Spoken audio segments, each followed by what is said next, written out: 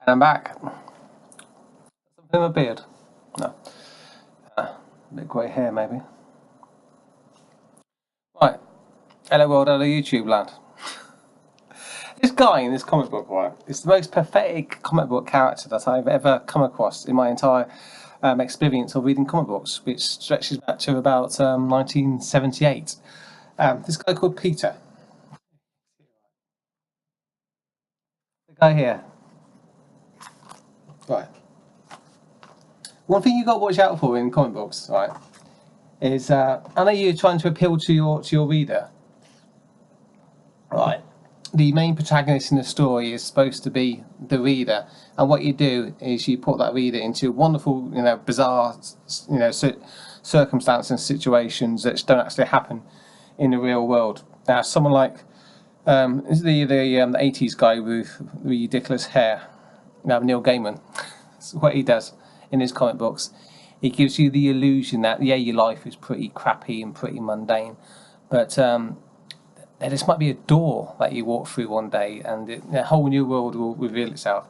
So it's the kind of writer who keeps you going through your sad and pathetic life until you die, hoping that something wonderful will happen, but it doesn't. I'm sorry, it's a spoiler for most of your lives, right? Nothing wonderful is ever going to happen. You're just going to go through mundane days of dullness forever and ever and ever. And all of a sudden one day, heart attack, and you're dead. And that's why we read comic books, because the mundane, boring, never going anywhere, never doing anything, nothing ever happening, nothing exciting, real world needs a bit of spice to make it all worthwhile, and the belief that if I just hang on there just one more day, that things will get better. They don't get better. So the pathetic character in this book, right, Peter, oh man, it might be a little bit overdone. I hope that the writer of this comic book, what's his name? Chad Bowers. I hope he's not writing about himself, and I also kind of hope that he's not writing for his readers, thinking that his readers are as pathetic as his main character in this comic book. The guy's dying, right? He's a gay guy. He seems to be tormented by something that happened when he was a kid, some rejection. I don't know why he hasn't moved on. It's not like being gay nowadays is some sort of barrier to happiness. You can get married and adopt and all sorts of stuff. But the guy in this comic book hasn't done any of that. I think he's been kicked out of his job. His house is burnt down. He's living back with his mum. He's dying. He's got no friends apart from childhood friends who he's creepily getting back in touch with. So he's got no adult friends. He's got no kids. He's got no relationships. And there he is, on the bathroom floor of his mother's mother's house, bungalow thing, acting like he's a sulky 12-year-old, though he's, I don't know, in his 40s or whatever. And the entire story of this book is that he's looking for a sword, so he gets in touch with his old friends, and the old friends are what can I say? They're the progressive friends that you get in comic books. So you've got the young woman of colour who's an expert on 1980s computer games, and she's written a book about it, and there's a moment in the book where she gets to emasculate a evil white man. I think that's just makes in the contract, actually, when you write comic books. If you're a comic book writer, you have to write in the contract, yes, I'll tick that box, I will emasculate a white man in my comic book. So it happens in here, as you would expect it to. And these successful people get back in touch with Peter, or he gets back in touch with them in a really creepy way. And in the real world, that'll be the end of it. There's a panel here where one of them says, another progressive friend, says, that's something I could have gone another 30 years without facing. Real world, that's the end. You can all go home now. In the real world, no one gets back in touch with Peter, and if Peter gets back in touch with them, it's cringy and awkward, and that's the end of it. And Peter, poor Peter, goes home and probably kills himself before dying of lung cancer or whatever he's got.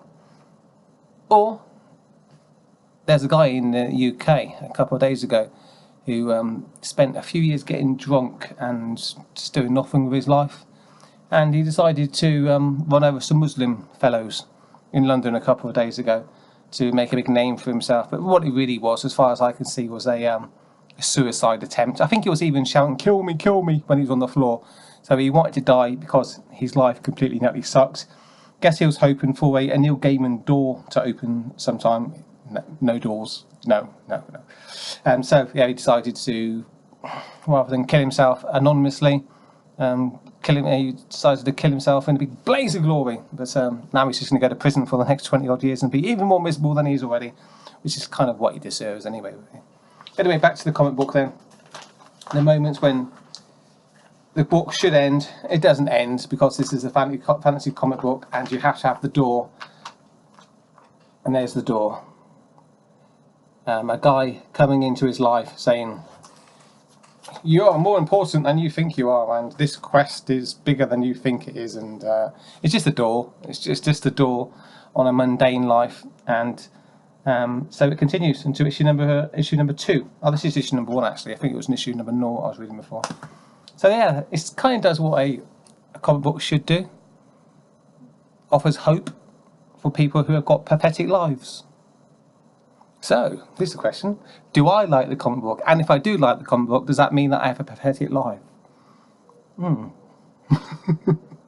Maybe I shouldn't think too hard on that. I certainly don't identify with the guy in the comic book who's completely and utterly pathetic. I have things in my life which I enjoy and I'm proud of, and things that I want to do, things that I want to achieve. So I'm not exactly like Peter, or the guy with the van I just talked about. And the progressive thing with the girls know more about old computer games than all the men. Yeah, that's kind of annoying. But the book as a whole, when it's called SwordQuest, it's about computer games, it's about fantasy, and if the entire thing was Peter being weird and depressed, it's real, but it's kind of not a thing. It's not a comic book anymore. So they had to open the door and take it to that new realm, which is called Neil Gaiman Hope. And let's see what happens in issue number 2. If it gets too silly, I might have to jump off. But for the time being, it still just about holds my attention.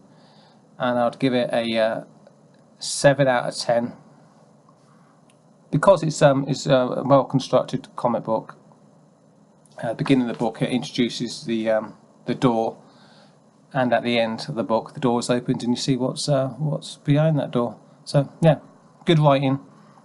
Just it's a progressive comic book, and every comic book is a progressive comic book. So well, what did I expect? Did I expect a right-wing comic book?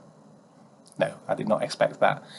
I will expect a door to be opening up as I go walking tonight in front of me, which leads to a wonderful land of wizards and dragons and mermaids, before I expect to go into my comic book shop on Wednesday and pick up a right-wing comic book from my comic book shelf, because it's not going to happen.